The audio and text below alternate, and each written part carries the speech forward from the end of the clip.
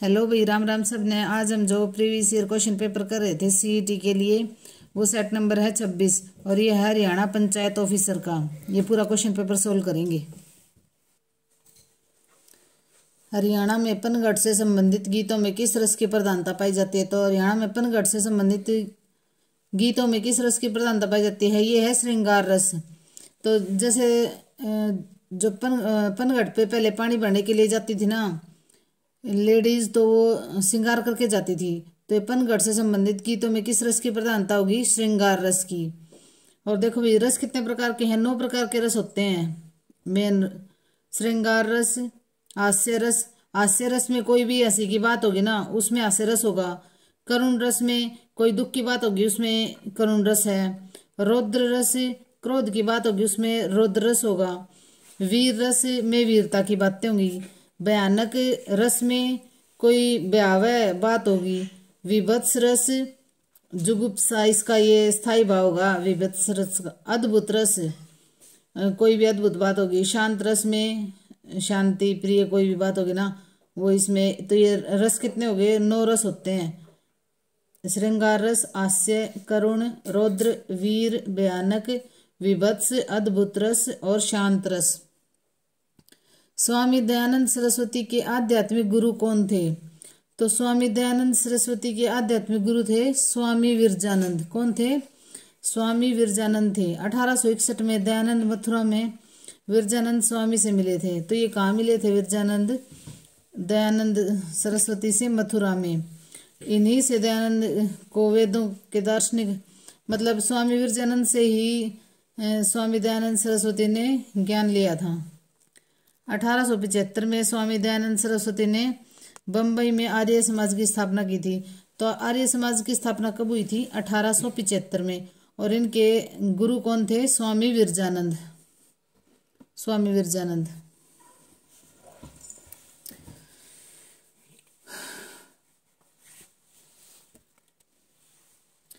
चंद्रगुप्त मौर्य क्या थे? तो चंद्रगुप्त मौर्य क्या थे? अशोक का दादा था। चंद्रगुप्त मौर्य कौन था? अशोक का दादा था। अशोक का जन्म मौर्य सम्राट बिंदुसार और अशोक का जन्म मौर्य सम्राट बिंदुसार और सुभद्रांगी से हुआ था। वह मौर्य वंश के संस्थापक चंद्रगुप्त मौर्य का पोता था। तो अशोक चंद्रगुप्त मौर्य का पोता था। और अशोक ने लगभग समस्त भारतीय उपमहाद्वीप पर 268 से 232 ईस्वी पूर्व तक शासन किया था। तो देखो भाई, चंद्रगुप्त मौर्य कौन था? अशोक का दादा था। और अशोक का पिता कौन था? बिंदुसार। हरियाणा में असहयोग आंदोलन किस वर्ष प्रारंभ हुआ? हरियाणा में असहयोग आंदोलन किस वर्ष प्रारंभ हुआ था? तो ये हुआ था 1920 में। हरियाणा में असहयोग आंदोलन 1920 में प्रारंभ हुआ था। और महात्मा गांधी ने देशव्यापी असहयोग आंदोलन जो था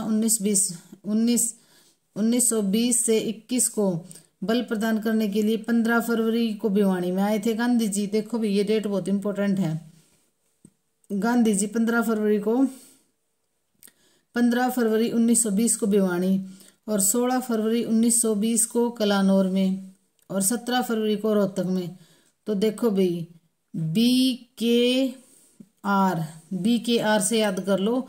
15, 16, 17 को 15 को भिवानी आए थे, 16 को कलानौर में, और 17 फरवरी को रोहतक का दौरा किया था गांधी जी ने।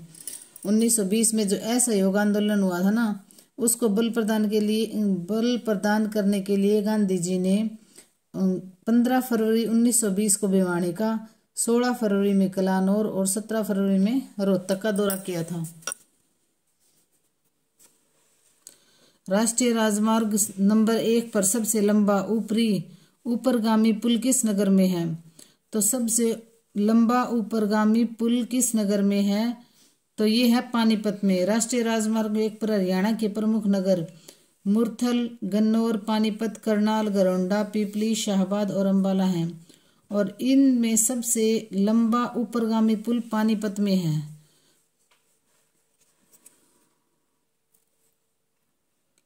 सबसे अधिक संस्कृत विद्वानों का निर्माण करने वाला शेखावटी ब्रह्मचार्य आश्रम किस जिले में है?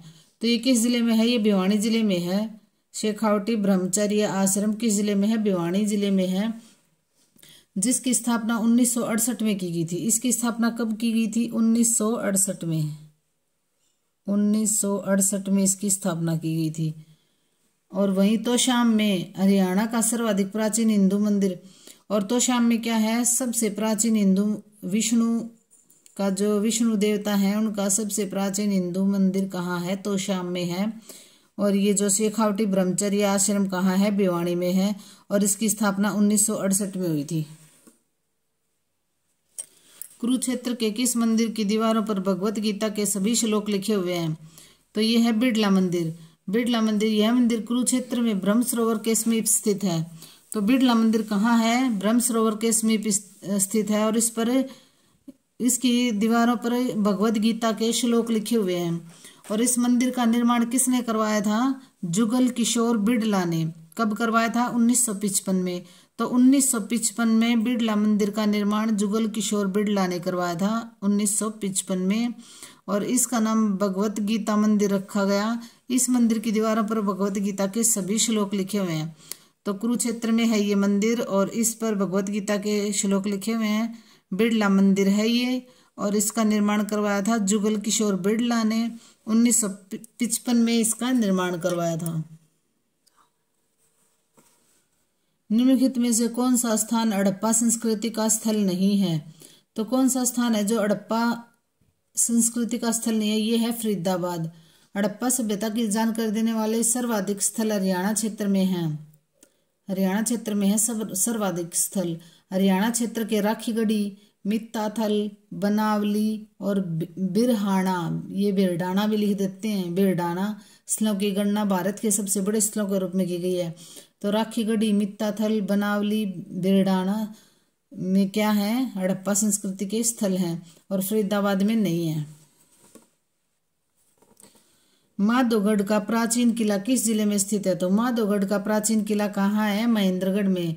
महेंद्रगढ़ से 15 किलोमीटर दूर सतनाली सड़क मार्ग पर अरावली पर्वत श्रृंखला में की पहाड़ियों में है। सबसे ऊंची चोटी कौन सी है? माधोगढ़ का ऐतिहासिक किला है। ऐसा माना जाता है कि इसका निर्माण राजस्थान के राजा सवाई माधोपुर के शासनकाल में माधो सिंह ने करवाया था।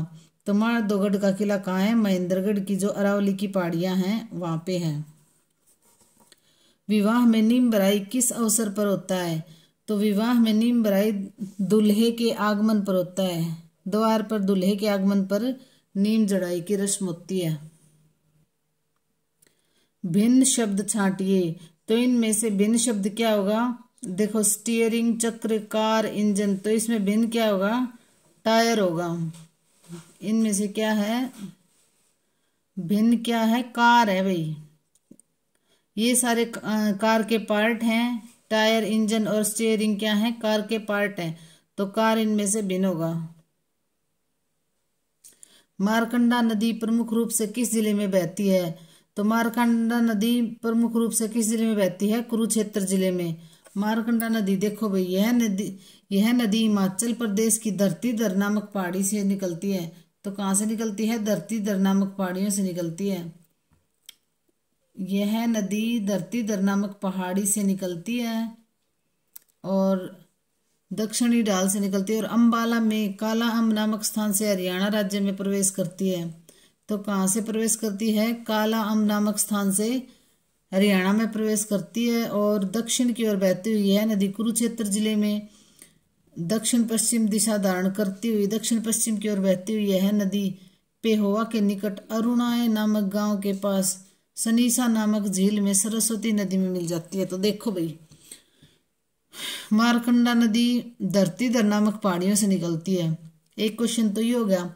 दूसरा ये हो गया कि ये अंबाला का जो काला अम्ब नामक स्थान है वहां से हरियाणा राज्य में प्रवेश करती है और दक्षिण की ओर बहती हुई यह नदी कुरुक्षेत्र जिले में जाती है फिर ये, और फिर यह पेहोवा के निकट अरुणाए नामक गांव के पास सनीसा नामक झील में मिल जाती है और वहां से ये सरस्वती नदी में मिलती है। तो देखो, अरुणाए, पेहोवा के निकट क्या है? अरुणाए नामक गांव है और उसके पास क्या है? सनीसा नामक झील है। तो ये पूछ लेंगे सनीसा नामक झील कहाँ है? अरुणाए नामक गांव में। और ये मारकंडा नदी जो है वो सनीसा नामक झील में जाके गिर जाती है और फिर सरस्वती नदी में मिल जाती है। देखो कितने सारे क्वेश्चन हो गए, एक बार फिर से बता देती हूँ। कुरुक्षेत्र जो ये मारकंडा नदी है, ये धरती धर नामक स्थान से निकल के दक्षिणी ढाल में बहती है और अंबाला में कालाम नामक स्थान से हरियाणा में प्रवेश करती है। ठीक है, फिर ये दक्षिण की ओर बहती हुई कुरुक्षेत्र में आ जाती है। कुरुक्षेत्र के बाद ये पेहोवा के निकट जो अरुणाय नामक गांव है, वहां पे है एक सनीसा नामक झील। देखो पेहोवा के निकट क्या है, अरुणाय गांव है, अरुणाय गांव में है सनीसा झील, उसमें ये मिल जाती है। और बाद में क्या है, ये सरस्वती में मिल जाती है। कौन सा स्थान संरक्षण का एक उदाहरण है? तो इसमें ये पूछ रहा है कौन सा स्थान संरक्षण का एक उदाहरण है, तो ये है बीज बैंक। क्या है, ये है बीज बैंक। तो देखो भाई, ये थोड़ा सा समझ लो, संरक्षण क्रियाएं दो प्रकार की होती हैं, इन सिटू और एक्स सिटू। इन सिटू क्या होती है, इस जो इन सिटू होती है जो वास्तविक स्थान पर या इसकी उत्पत्ति के स्थान पर तक सीमित हो। जो इन सिटू होता है, जो चीज जहां है उसका वहीं संरक्षण कर दिया जाए, वो होती है इन सिटू। और इन सिटू का संरक्षण का एक उदाहरण कौन सा होगा, आरक्षित या सुरक्षित क्षेत्रों का गठन। आरक्षित या सुरक्षित क्षेत्रों का गठन किसका उदाहरण है, इन सिटू का।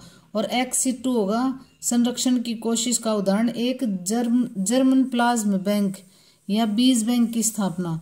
मतलब एक्स सिटू है दूसरी जगह पे ले जाके उसका संरक्षण करना, जैसे बीज बैंक है एक स्थान से दूसरे स्थान पे ले जाके उसका बीज बैंक स्थापित कर दिया, तो ये क्या होगा, एक्स सिटू हो गया ये एक्स सिटू। और इन सिटू क्या होगा, जो चीज जहां है उसका वहीं पे संरक्षण करना। और एक्स सिटू होगा जैसे बीज है, बीज बैंक ले जाके कहीं दूसरी जगह पे स्थापित कर दिया, तो ये हो गया एक्स सिटू। और इन सिटू होगा जो जगह है, जिस जगह जो चीज है उसका वहीं की वहीं संरक्षण करना। तो इन सिटू और एक्स सिटू आपको समझ में आ गया होगा।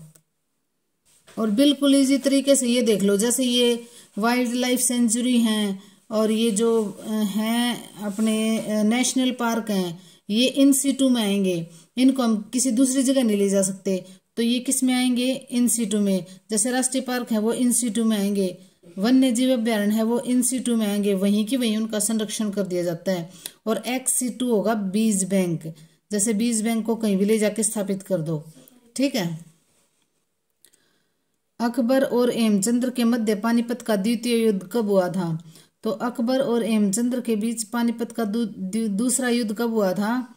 ये हुआ था 1556 में। देखो भाई 1526 में पहला युद्ध हुआ था पानीपत का, और दूसरा युद्ध हुआ था 1556 में, 5 नवंबर 1556। तो 5 नवंबर 1556 को दूसरा युद्ध हुआ था, और 14 जनवरी 1761 को तीसरा युद्ध हुआ था अहमद शाह अब्दाली और मराठों के बीच।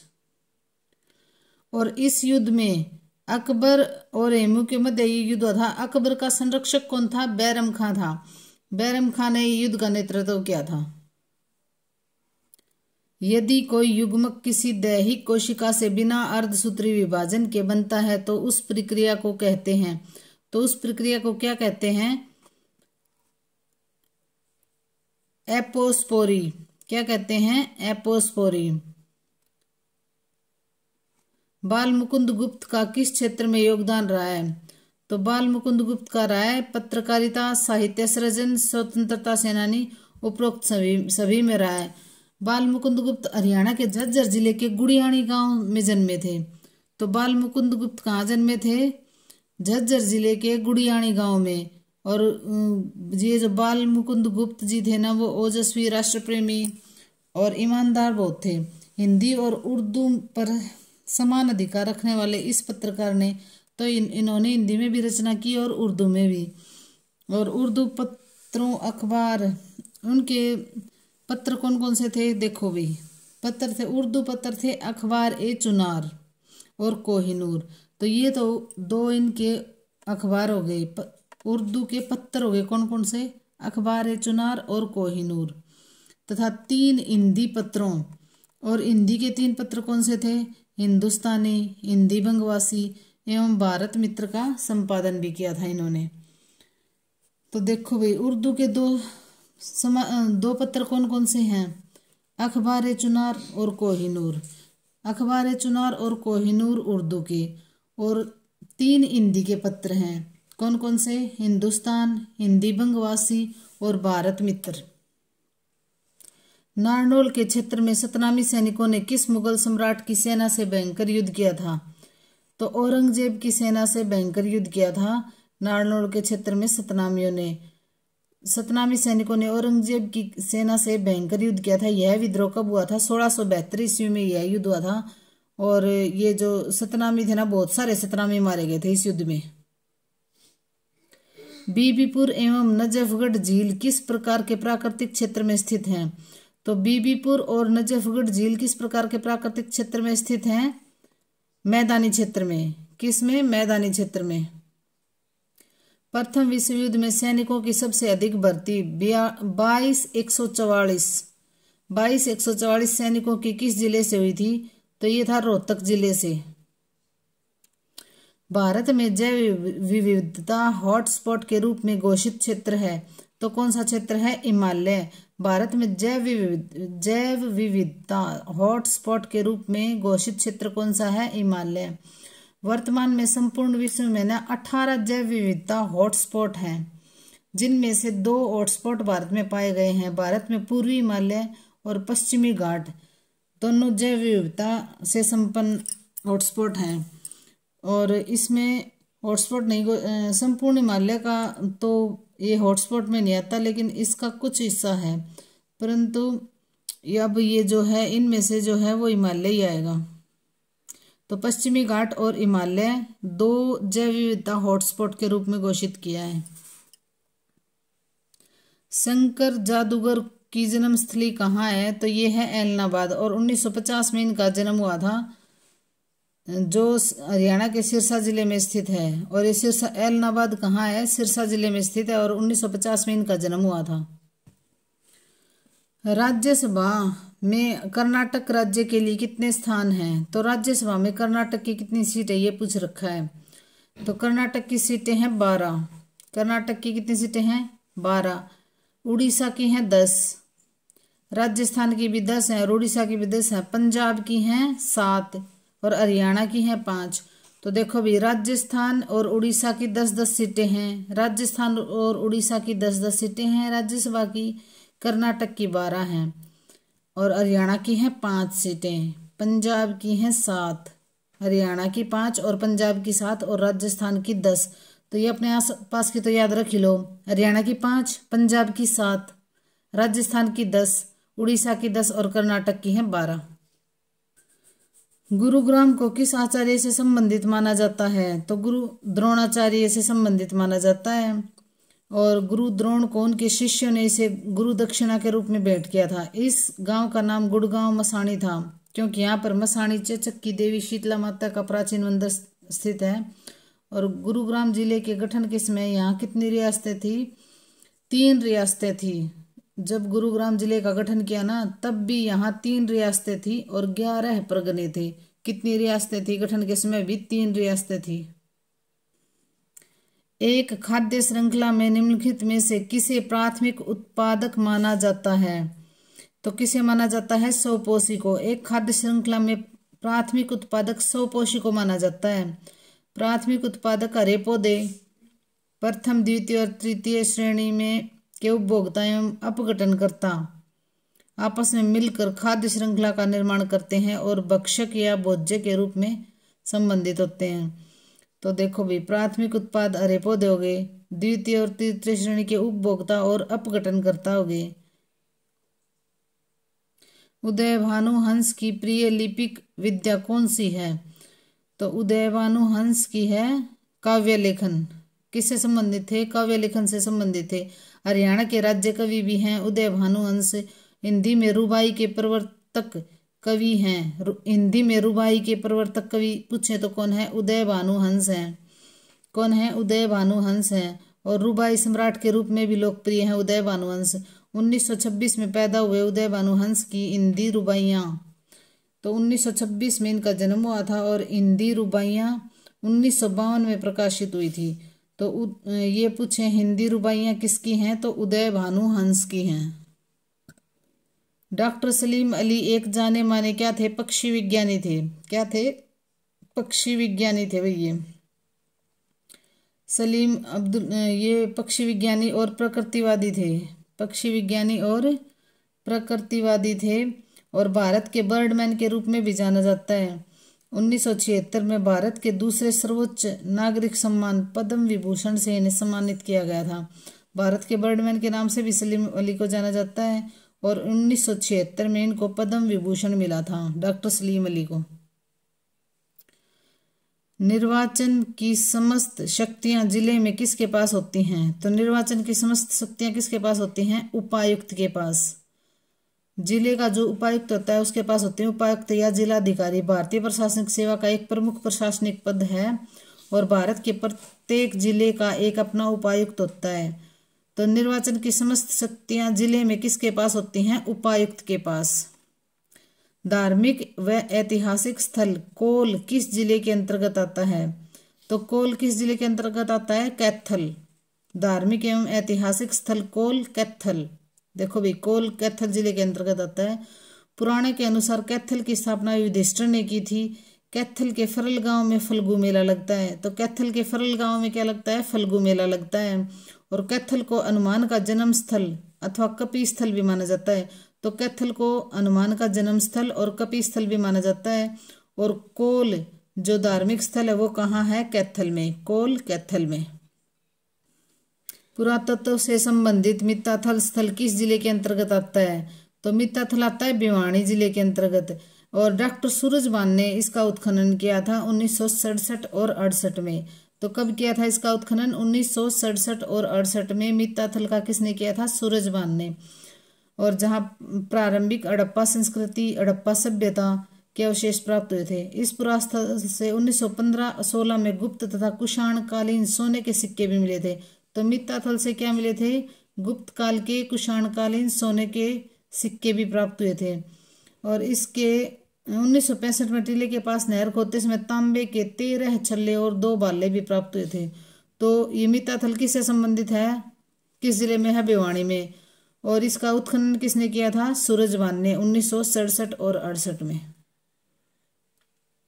इलेक्ट्रानुरागी सुरभित प्रतिस्थापन डैश के माध्यम से होती है। तो किसके माध्यम से होती है? Sigma complex. Sigma complex. वैदिक देवता भैरव का विकास किस देवता से माना जाता है? तो ये माना जाता है रुद्र से। किस देवता से माना जाता है? रुद्र से। अजय रात्रा का संबंध किस खेल से है? तो ये है क्रिकेट से। अजय रात्रा का संबंध क्रिकेट से है। और कपिल देव भी हैं, जोगिंदर राव, जोगिंदर शर्मा, नवाब पटौदी तथा अजय जडेजा आदि हरियाणा राज्य से संबंधित हैं और ये सारे क्रिकेट से संबंधित हैं। किसने रघुपति राघव राजाराम लिखा है? तो ये किसने लिखा है? विष्णु दिगंबर पलुस्कर ने। विष्णु दिगंबर ने लिखा है रघुपति राघव राजाराम। किसने लिखा है? विष्णु दिगंबर ने। ये हिंदू भक्ति गीत है जिसे विष्णु दिगंबर पलुस्कर द्वारा लिखा गया है, स्वरबद्ध किया गया है। इसे महात्मा गांधी द्वारा व्यापक रूप से लोकप्रिय बनाया गया था। कुछ विद्वान इसे तुलसीदास रामचरित्र की रचना मानते हैं, जबकि ये भाई रघुपति राघव राजाराम विष्णु दिगंबर पलुस्कर याद कर लेना। खरीफ की फसल प्रायः किस मास में बोई जाती है? तो खरीफ की फसल बोई जाती है सावन भादों में। यह जून जुलाई में बोई जाती है और नवंबर दिसंबर में काट ली जाती है। इसकी प्रमुख फसलें हैं धान, गन्ना, तिलहन, ज्वार, बाजरा, मक्का और अरहर आदि। तो खरीफ की फसल कब बोई जाती है? सावन भादों में बोई जाती है, मतलब जून जुलाई में बोई जाती है। अशुद्ध वाक्य चुने। तो इनमें से अशुद्ध वाक्य क्या होगा? लड़के ने रोटी खाया। तो इसमें क्या आएगा? लड़के ने रोटी खाई आएगा। तो ये अशुद्ध वाक्य है। ईश्वर डैश कृपा से हम सुरक्षित हैं। तो क्या इसमें क्या आएगा? ईश्वर की कृपा से। ईश्वर की कृपा से हम सुखी हैं। शब्दकोश में सही शब्द क्रम चुने। तो शब्दकोश के अनुसार सही क्रम में लगाने हैं ये। तो इसका आएगा अक्लमंद, अच्छा, अजीब और अनुवाद। नदी शब्द का बहुवचन रूप है, तो नदी शब्द का बहुवचन रूप क्या है? नदियां। क्या होगा? नदियां। चूहा शब्द का स्त्रीलिंग होगा चूहिया। क्या होगा? चूहिया। मैं तस्वीर देखता हूं, यह वाक्य भूतकाल में क्या होगा? ये तो क्या होगा? ये मैंने तस्वीर देखी। मैंने तस्वीर देखी। लड़का चिट्ठी लिखता है, यह वाक्य क्रमवाच्य में कैसे लिखा जाएगा? तो ये आएगा लड़के से चिट्ठी लिखी जाती है। लड़के से चिट्ठी लिखी जाती है। पिल्ला डैश का बच्चा है, तो पिल्ला डैश का बच्चा है, पिल्ला कुत्ते का बच्चा है। स्त्री ने डैश धोए, तो स्त्री ने डैश धोए कपड़े।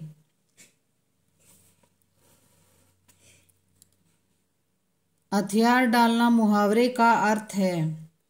हथियार डालना मुहावरे का अर्थ है मतलब हारना। जजमानी प्रणाली ग्रामीण डैश की रीढ़ है, तो ये क्या है? उपयुक्त में से कोई नहीं आएगा इसमें। जजमानी प्रथा भारत में ग्रामीण समुदाय के अंतर्गत विभिन्न जातियों के परिवारों के बीच एक सामाजिक और आर्थिक व्यवस्था है। इनमें से जैसे कुछ कर्मकांड संपन्न करवाए जाते हैं, अजामत बनाना या कृषि हेतु मजदूरी करना, तो ये क्या है? सामाजिक और आर्थिक व्यवस्था है जिसके अनुसार एक परिवार दूसरे को संपूर्ण रूप से कुछ नियत सेवाएं देते हैं, जैसे कर्मकांड संपन्न करवाना आदि। तो जजमानी प्रणाली इनमें से तो कोई भी नहीं है। ग्रामीण तालाब डैश के लिए प्रयोग होते हैं, तो नहाने, कपड़े धोने, जानवरों को धोने के लिए, तो इसमें आएगा उपयुक्त सभी। महिलाओं की स्थिति अधिकांशतः है, तो महिलाओं की स्थिति अधिकांशतः धार्मिक संहिता द्वारा निर्धारित होती है, तो धार्मिक संहिता द्वारा निर्धारित होती है। यह आएगा महिलाओं की स्थिति अधिकांशतः, हाँ, धार्मिक संहिता द्वारा ही निर्धारित होती है। ग्राम पंचायत का नेता कौन होता है? तो ग्राम पंचायत का नेता कौन होता है? सरपंच। देखो भाई, स्थानीय स्वशासन की सबसे निचली संस्था है ग्राम पंचायत। स्थानीय स्वशासन की सबसे निचली संस्था कौन सी है? ग्राम पंचायत। ग्राम पंचायत 3 प्रकार की होती है, ग्राम सभा, पंचायत और न्याय पंचायत। ग्राम पंचायत का नेता सरपंच होता है। हरियाणा में ग्राम सभा की बैठक साल में 2 बार बुलाना अनिवार्य है, तो ग्राम सभा की बैठक हरियाणा में साल में 2 बार तो बुलानी ही पड़ेगी, और 13 अप्रैल और 2 अक्टूबर को। तो ये डेट भी दे रखी भी, 13 अप्रैल और 2 अक्टूबर को। तो हरियाणा में ग्राम सभा की बैठक 2 बार तो बुलाना अनिवार्य है। शिक्षा डैश का एक कारक है, तो शिक्षा सामाजिक गतिशीलता, सामाजिक नियंत्रण, सामाजिक परिवर्तन, उपयुक्त सभी का एक कारक है। एक स्वस्थ शरीर में स्वस्थ मन निवास करता है, यह कथन किसका है? तो यह कथन है प्लेटो का। यूनान का प्रसिद्ध दार्शनिक, ये प्लेटो कहाँ का था? यूनान का प्रसिद्ध दार्शनिक था, वह सुकरात का शिष्य था। तो प्लेटो का गुरु कौन था? सुकरात। और सुकरात का शिष्य था तथा अरस्तु का गुरु था। देखो भाई, ये सुकरात, फिर प्लेटो और फिर अरस्तु। सुकरात पहले आएगा, सुकरात, फिर प्लेटो, फिर अरस्तु। तो एक स्वस्थ शरीर में स्वस्थ मन का निवास करता है, इसका किसने कहा था? प्लेटो ने। और प्लेटो का गुरु कौन था? सुकरात। और ये प्लेटो किसका गुरु था? प्लेटो किसका गुरु था? ये प्लेटो इसका ये था अरस्तु का। प्लेटो का गुरु था सुकरात, और प्लेटो किसका गुरु था? अरस्तु का। साक्षरता डैश का उत्पाद है, तो किसका है? शिक्षा का। साक्षरता का अर्थ है साक्षर होना, अर्थात पढ़ने और लिखने में सक्षम होना।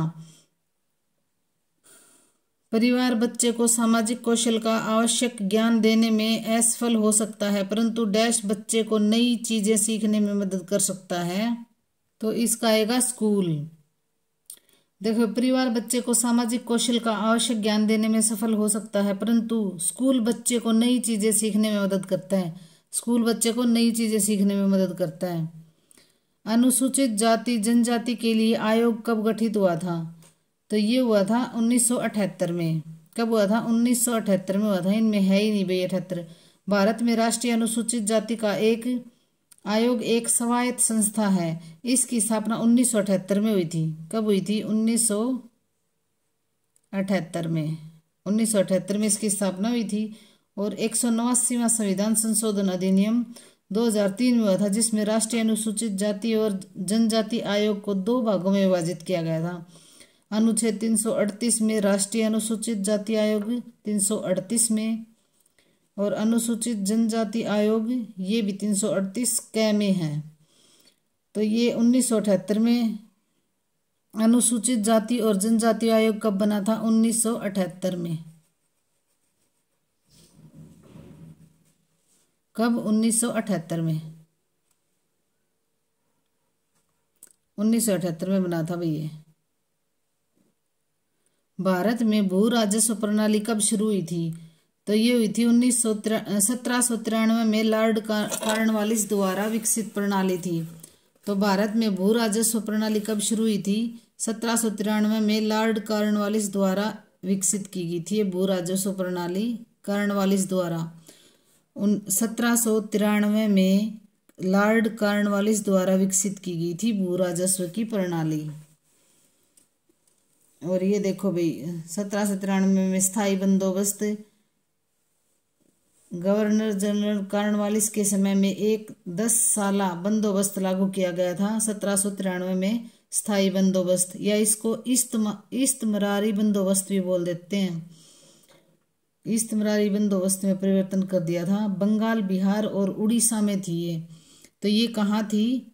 ये कहाँ थी भू राजस्व प्रणाली? बंगाल, बिहार और उड़ीसा में। और स्थायी भूमि बंदोबस्त जमींदार के साथ किया जाता था, जिन्हें अपनी जमींदारी वाले भू क्षेत्र का पूर्ण स्वामी माना जाता था। तो देखो ये कहाँ कहाँ प्रचलित थी? बंगाल, बिहार और उड़ीसा में। और 1793 में लॉर्ड कॉर्नवालिस द्वारा की गई थी बंगाल, बिहार और उड़ीसा में। रैयतवाड़ी व्यवस्था क्या है? तो ये है भू राजस्व व्यवस्था। रैयतवाड़ी व्यवस्था क्या है? भू राजस्व व्यवस्था है। और ये किसने दी थी? थॉमस मुनरो और कैप्टन रीड ने। थॉमस मुनरो, ये रैयतवाड़ी किसने दी थी? कैप्टन थॉमस मुनरो और कैप्टन रीड ने। किसने? थॉमस मुनरो और कैप्टन रीड ने ये रैयतवाड़ी व्यवस्था दी थी। किसने? थॉमस मुनरो और कैप्टन रीड ने भू राजस्व प्रणाली दी थी।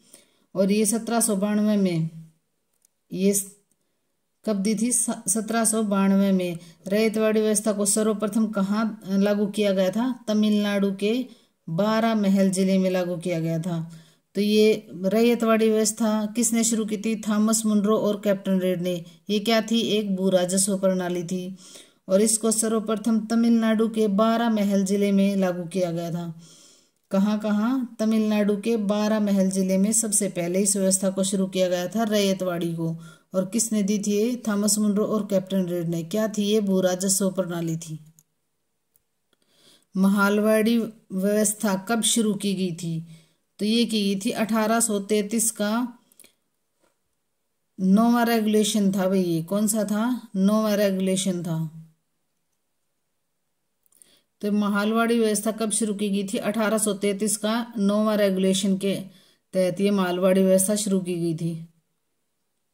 ग्रामीण अर्थव्यवस्था की पुनर्संरचना में मुख्य चरण क्या है? तो इसमें मुख्य चरण क्या है? मजदूरों को समान अवसर मिले, किसानों का कल्याण, भूमिहीन निर्धन व्यक्ति को मान मिले, और इसमें आएगा उपयुक्त सभी। 1949 में INESCO के ग्राम किशोर शिक्षा सेमिनार का उद्घाटन किसने किया था? तो ये किया था M अबुल कलाम आजाद ने। किसने? M अबुल कलाम आजाद ने किया था। निजी क्षेत्र को सौंपी गई 7वीं योजना की परत डैश की परत है। तो कितनी परत थी इसकी? निजी क्षेत्र को सौंपी गई जो 7वीं योजना की कितनी परत थी? तो इसकी थी 3 परत। कितनी थी? 3 परत थी। RAY को विस्तारित कीजिए। तो ये होगा राजीव आवास योजना। RAY राजीव आवास योजना। क्या होगा? राजीव आवास योजना। RAY राजीव आवास योजना। भारतीय कृषि के साथ कौन सी महत्वपूर्ण समस्या जुड़ी है? तो ये जुड़ी है भूमि, जल, जलवायु, कोई नहीं। तो इनमें से कौन सी जुड़ी हुई है? देखो इनमें से, तो इसमें ये आएगा कि भारतीय कृषि के साथ कौन सी महत्वपूर्ण समस्या नहीं है। तो इनमें से आएगा, ये सारी समस्या तो है ही। भारतीय कृषि की महत्वपूर्ण समस्या है भूमि पर जनसंख्या का निरंतर बढ़ता हुआ भार, कृषि की न्यून उत्पादकता और खाद का दुरुपयोग, सिंचाई के साधनों का सीमित विकास होना। तो इसमें क्या आएगा? कोई नहीं। मतलब ये सारी समस्याएं हैं। डैश स्वास्थ्य को बढ़ावा देने और उसका अनुरक्षण करने में एक महत्वपूर्ण भूमिका निभाता है। तो क्या? पोषण। गांव में कृषि डैश के साथ एक जुआ है। तो क्या है? वर्षा के साथ एक जुआ है। अगर वर्षा अच्छी होगी तो फसल भी अच्छी हो जाएगी, अगर वर्षा हद से ज्यादा होगी तो फसल खराब भी हो जाती है, और सही वर्षा होगी तो अच्छी फसल हो जाती है। गांव का मंदिर लोक कार्यक्रमों का डैश हो जाता है। तो क्या हो जाता है? केंद्र। सीडीपी का मुख्य लक्ष्य क्या है? तो ग्रामीण समुदाय का चहुमुखी विकास और कल्याण। ग्रामीणों को आत्मनिर्भर और प्रगतिशील बनाने के लिए एक और कृषि के आधुनिकीकरण और दूसरी ओर कुटीर उद्योगों के विकास के लिए। तो इसमें आएगा उपर्युक्त सभी। कौन सी संस्थाएं वस्तुओं और सेवाओं के उत्पादन और वितरण का केंद्र हैं? तो ये हैं आर्थिक संस्थाएं। वस्तुओं और सेवाओं के उत्पादन और वितरण का केंद्र हैं आर्थिक संस्थाएं। चिकित्सकीय गर्भपात अधिनियम कब पारित हुआ था? तो ये हुआ था 1971 में। गर्भपात अधिनियम कब पारित हुआ था? चिकित्सकीय गर्भपात अधिनियम 1971 में पारित हुआ था। मानव तस्करी के कारण क्या हैं? तो मानव तस्करी के कारण क्या हैं? उपर्युक्त सभी हैं। निर्धनता, बेरोजगारी, प्रवसन, उपर्युक्त सभी होगा मानव तस्करी के कारण। एमएसवाई को विस्तारित कीजिए। तो एमएसवाई क्या है? महिला समृद्धि योजना। एमएसवाई महिला समृद्धि योजना। लाइक, शेयर और सब्सक्राइब करना भाई। ये जो सीरीज चल रही है ये जारी रहेगी, और अगर आपको इनकी पीडीएफ चाहिए तो कमेंट कर देना। धन्यवाद।